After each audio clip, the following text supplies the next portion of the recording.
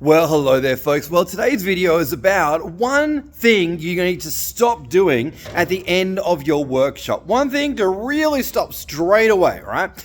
Now, we need to appreciate that at the end of a workshop, you want your audience leaving with positive feelings, positive, emotions and sensations in their body, and focusing on the good things, right?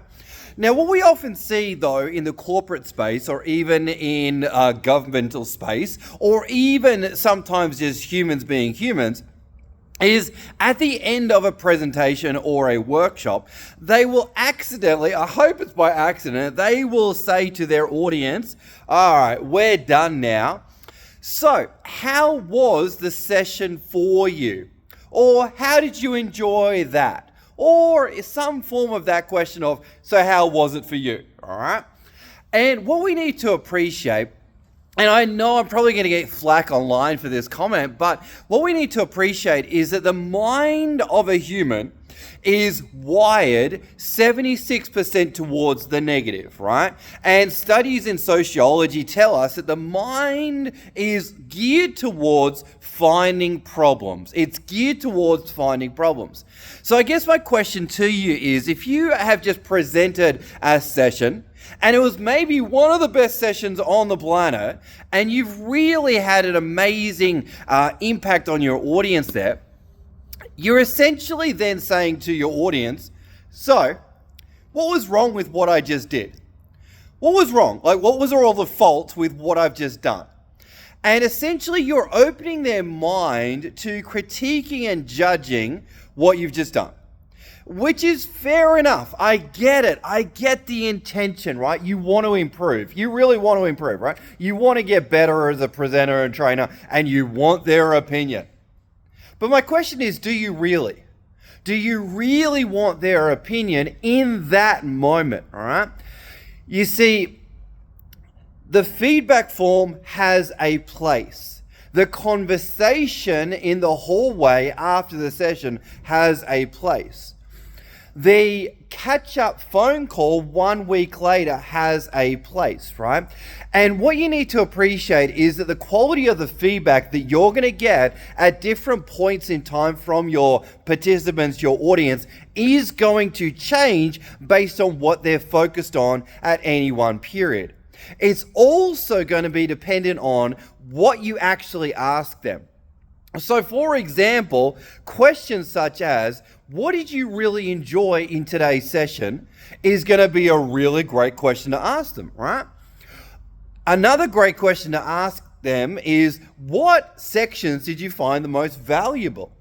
Another great question could be, going forward, if we ran the session again, what sections would you love to spend even more time on? You see, all these questions are going to gear them up in their minds to really focus on the stuff that you really want to hear.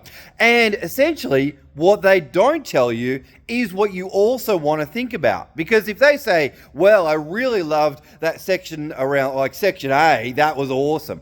And by doing that, they're actually telling you that section B wasn't so important, right? But you need to phrase your questions in a way that's going to get them gearing their answer towards the positive. Because if they go, I didn't really like section C and D, that was boring for me. So what then happens is they walk out of your room and go, C and D, that was boring. I didn't like C and D, right? And their mind gets stuck on the negative, right? And then the other thing that we need to appreciate is that people don't necessarily remember content, but they will always remember how you made them feel, right? So at the end of your session, if you're saying, so how was it? Or how could I improve? Or, was it good for you? All right. I don't know. When you ask these questions, you're really opening yourself up and you're saying, all right, critique me.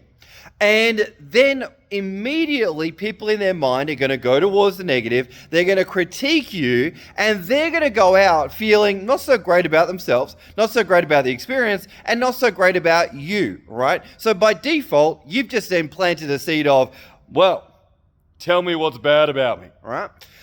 So I guess my question is, do you really want to do that? Now, I would postulate that a feedback form has to be written in the right way to elicit the kind of answers that you actually want. Now, this video is not about how to get great feedback, but it's more about stop at the end of your workshop asking the question, so how was it? All right? Because as soon as you do, you actually devalue yourself and you open yourself up to the frame of what's wrong with me or what was wrong with the session. All right. And I know that we don't do it intentionally, but that's actually what happens in the mind of the listener, the learner, the receiver of that question there. Right. So hopefully you got some value from the video. If you are someone that falls into the trap of doing it, maybe stop it and instead start to listen to people and what they say. Listen to what they say in the toilet about your session. And it's funny, people will actually make really interesting comments about the session. If you can ever eavesdrop, it's hilarious, right? The kind of things that people share with each other. Like they'll say to each other, oh, they're really enjoying the session or loving it. Oh, you getting much? Yeah, I'm getting heaps, right? The conversations in the restroom and the toilets, fascinating. That's where the real feedback happens, right? Or out in the front when people are having a cigarette or whatever it may be. That's where the real, authentic comments come out. So start to observe, start to listen, rewrite your feedback forms, and just stop asking, so how was it for you? Anyway, folks, how was the video for you? I mean, what a stupid question to ask. Anyway, hope you got value from the video. If you did, like, comment, share. Let's get the message out there. And stop doing the, how was it for you? All right, thanks, team. Bye for now.